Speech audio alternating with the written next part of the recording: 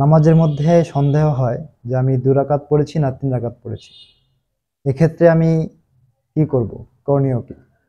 প্রিয় ভাই, এই সমস্যাটা বর্তমানে খুবই কমন। নামাজের মধ্যে শয়তানের ওয়াসওয়াসার কারণে আহ, সন্দেহের সৃষ্টি হয় নামাজের মধ্যে যে আমি 2 রাকাত পড়লাম না 3 রাকাত পড়লাম।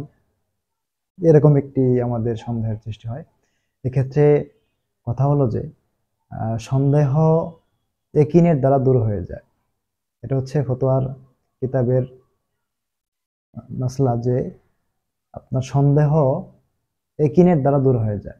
অর্থাৎ আপনার যেদিকে একিন হবে, বেশি একিন হবে, বিশ্বাস হবে, যেদিকে সেদিকে আপনি আমল করবেন। আপনার যদি এরকম হয় যে আপনি 3 রাকাত পড়েছেন না 4 রাকাত পড়েছেন, বা 2 রাকাত পড়ে কি আপনি উঠেছেন না বসেছেন, এরকম একটা সন্দেহের মধ্যে সৃষ্টি হয়ে যায়, সেই ক্ষেত্রে আপনি আপনার মন যেটি বেশি সায় দিবে, আপনার মন যেটাকে বেশি সায় দিবে সেটার উপর আপনি আমল করবেন।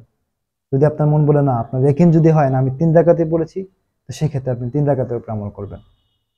আর যদি মন বলে না আমি 2 রাকাত পড়েছি, তো 2 রাকাতের উপর আমল করবেন।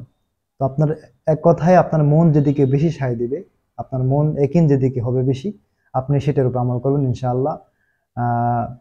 আপনার আমল হয়ে যাবে ইনশাআল্লাহ।